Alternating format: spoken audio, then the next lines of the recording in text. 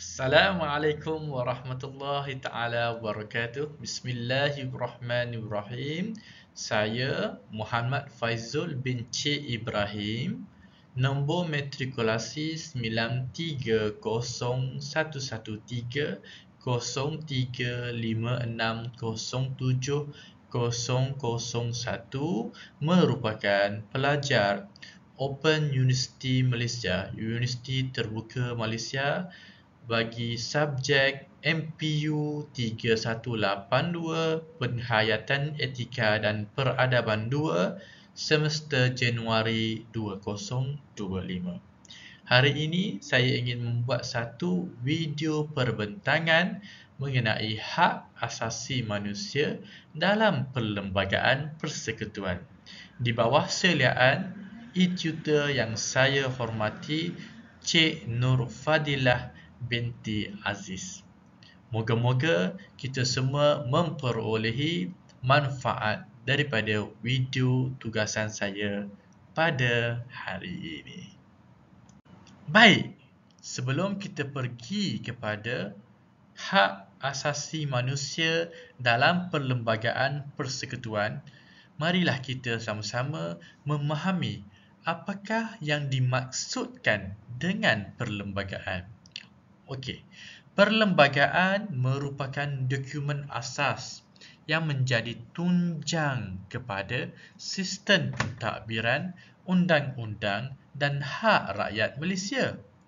Perlembagaan persekutuan juga merujuk kepada dokumen perundangan yang tertinggi di Malaysia yang menjadi asas kepada sistem pemerintahan undang-undang negara. Ia telah disahkan pada tahun 1957 bertepatan dengan Hari Kemerdekaan Negara dan menjadi panduan utama dalam mengatur hubungan antara kerajaan, rakyat dan juga institusi-institusi penting negara. Perlembagaan persekutuan adalah dokumen undang-undang mendefinisikan struktur, fungsi dan juga kuasa kerajaan termasuk badan eksekutif, legislatif dan kehakiman. Ia juga menetapkan prinsip-prinsip asas yang menjadi panduan kepada pembangunan negara.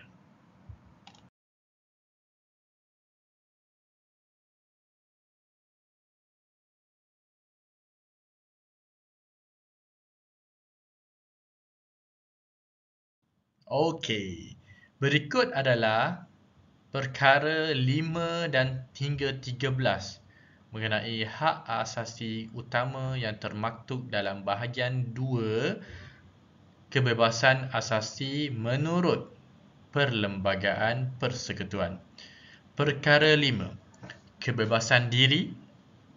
Perkara 6, keabdian dan kerja-kerja paksa dilarang. Perkara 7, perlindungan daripada undang-undang jenayah kuat kuasa, kebelakang dan perbicaraan berulang. Perkara 8, kesamarataan. Perkara 9, larangan buang negeri dan kebebasan bergerak. Perkara 10, kebebasan bercakap, berhimpun dan berpersatuan. Perkara 11, kebebasan beragama. Perkara 12, hak berkenaan dengan pendidikan. Perkara 13, hak terhadap harta. Antara 4 hak asasi utama yang saya akan bincangkan dalam video ini ialah seperti berikut. Pertama, kebebasan diri, iaitu perkara 5. Kedua, kebebasan beragama, perkara 11. 3. Kebebasan bercakap, berhimpun dan berpersatuan, perkara 10. Dan 4, kesamarataan, itu yang akan saya bincangkan dalam video ini. Kebebasan diri, perkara 5, memberikan peluang kepada kita untuk memastikan kita berhak untuk mendapatkan rawatan, berhak untuk hidup dengan maruah dan juga reputasi, hak untuk mendapatkan pencarian dan kehidupan yang berkualiti, hak untuk menikmati privasi, hak untuk hidup dalam persekitaran yang sihat dan bebas daripada pencemaran. Sekiranya anda ditangkap, kita mestilah mendapatkan penjelasan. Tanya alasan penangkapan. 2. Dapatkan bantuan peguam dan pastikan kita dibawa ke hadapan magistrat dalam masa tempoh 24 jam. Berikut adalah hak-hak kebebasan diri yang termaktub dalam Perlembagaan Persekutuan kita. Pastikan anda semua tahu hak anda. Kebebasan diri perkara 5.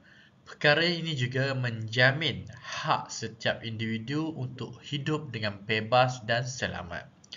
Tiada seorang pun boleh dilucutkan nyawa atau kebebasan diri kecuali menurut undang-undang.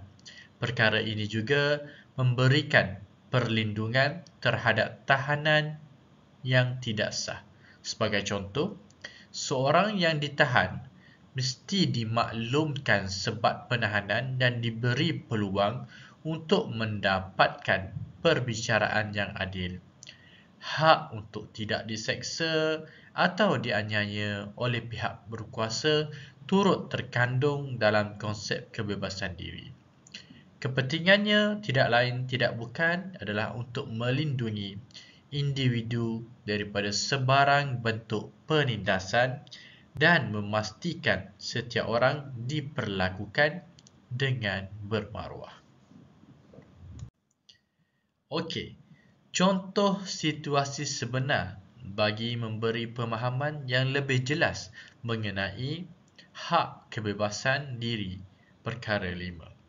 Contoh situasi ialah seorang individu ditahan oleh pihak berkuasa tanpa sebarang sebab yang jelas atau dokumen rasmi.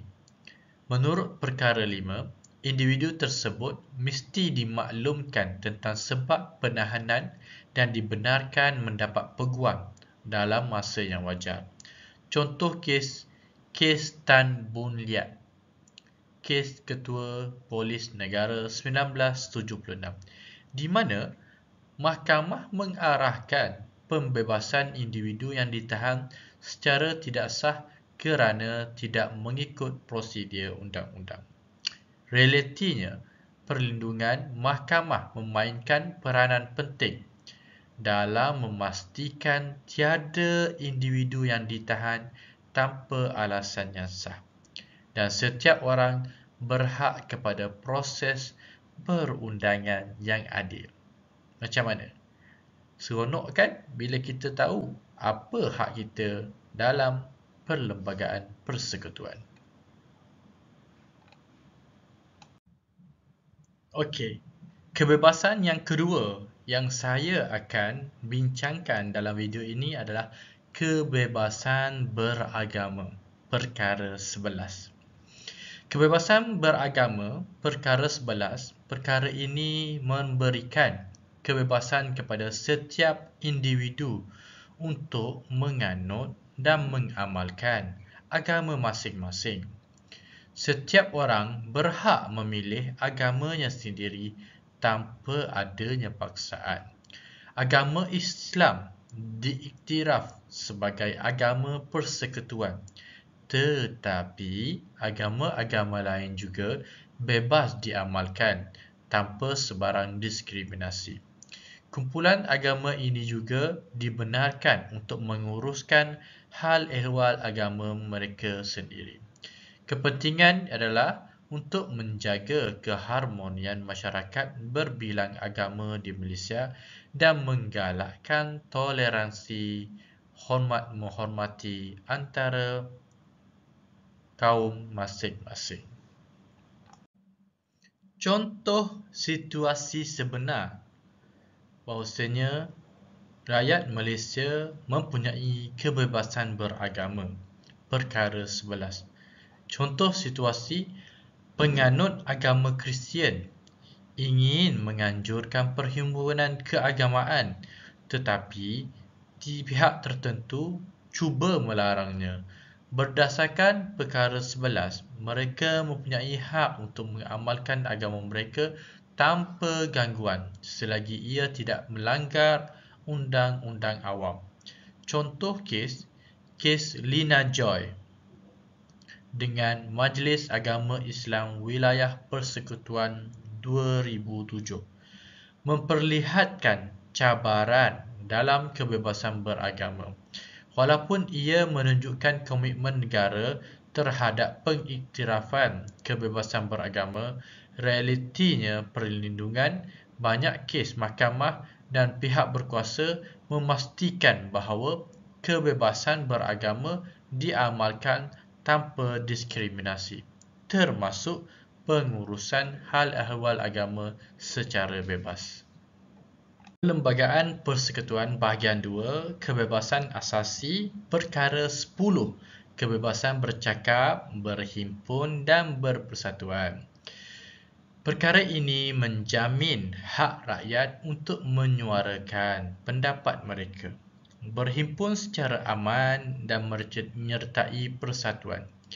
Kebebasan bersuara juga membolehkan rakyat menyuarakan pandangan tanpa rasa takut. Namun, terdapat batasan seperti isu keselamatan negara, moraliti dan hubungan antara kaum. Kebebasan berhimpun pula, perhimpunan awam boleh diadakan selagi ia tidak mengancam ketenteraman awam. Kebebasan berpersatuan juga membolehkan individu berhak menyertai organisasi pilihan mereka, kecuali yang menyalahi undang-undang. Kepentingannya adalah untuk membantu mewujudkan demokrasi yang lebih terbuka di mana rakyat boleh memainkan peranan aktif dalam pembangunan negara.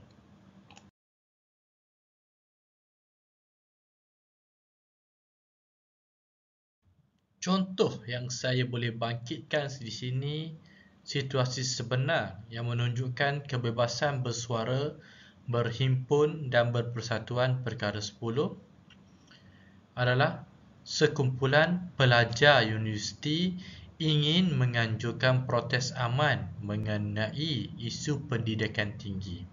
Mereka mematuhi undang-undang, termasuk memaklumkan pihak berkuasa tentang perhimpunan tersebut. Perkara 10 melindungi hak mereka untuk bersuara dan berhimpun secara aman. Contoh kes Amnesty International Malaysia dengan Menteri Dalam Negeri yang menegaskan bahawa kebebasan berhimpun hanya boleh dihadkan jika ia mengancam keselamatan atau ketenteraman awam.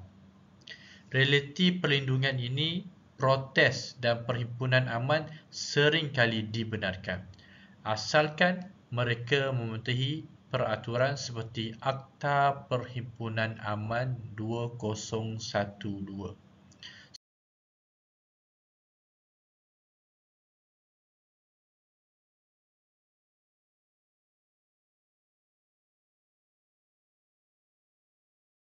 Seterusnya, kesamarataan perkara 8. Kesamarataan perkara 8 menegaskan bahawa semua orang adalah sama rata di sisi undang-undang. Tiada diskriminasi berdasarkan agama, kaum, gender atau tempat lahir dalam perlakuan undang-undang. Individu mempunyai hak yang sama dilindungi oleh undang-undang. Walau bagaimanapun, terdapat pengecualian tertentu seperti keistimewaan Bumiputera di bawah perkara 153. Kepentingannya adalah untuk memastikan keadilan sosial dan menjamin bahawa tiada pihak yang tertindas akibat diskriminasi. Contoh situasi sebenar kesamarataan perkara 8. Contoh situasi, seorang pekerja wanita dinafikan peluang kenaikan pangkat hanya kerana gendernya, jantinanya.